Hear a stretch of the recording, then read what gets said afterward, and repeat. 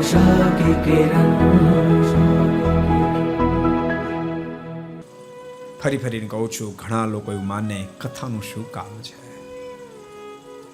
બાપ, વરસાદ વરસે ત્યાં સુધી પાણીની કિંમત સમજાય નહીં તો વાયરું ફૂંકાય ને.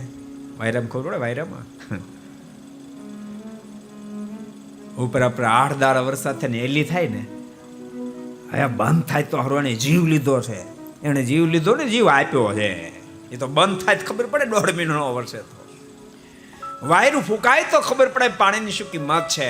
એમ બાપ, ભારત વર્ષની અંદર અનેક પરમહંસો, અનેક વિદ્વાન ભૂદેવશ્રીઓના મુખ થકી અખંડ પરમાત્માની કથા ગવાતી રહે છે, ગવાતી રહે છે, ગવાતી રહે છે. એટલે આપણને ક્યારેક એની મહત્તા ગૌણ થઈ જાય. પેલો પ્રસંગ તમે સાંભળ્યો હશે. એક બહુ અમીર માણસ રોજ એના છોકરાને ભણવા માટે જાય ને ત્યારે જલેબી બનાવી દે. રોજ જલેબી બનાવી દે. એક દાડો પેલો છોકરો કે આજ હું નથી જાવ ભણવાનો, હું આજ ભણવા નથી જવાનો. એની માઈ કીધું, પણ વાંધો શું છે? તો નથી જવાનું, પણ તને વાંધો શું છે? તો રોજ જલેબો ને જલેબો. ત્યારે એની માએ કીધું, બેટા તને ખબર નથી જલેબીની શું કિંમત હોય.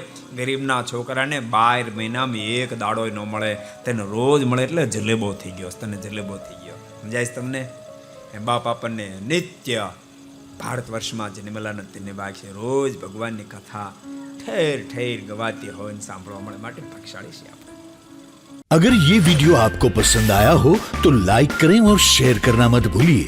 सब्सक्राइब करें सरदार कथा चैनल को और बेल आइकॉन पर क्लिक करना मत भूलिए लेटेस्ट वीडियो सबसे पहले पाने के लिए.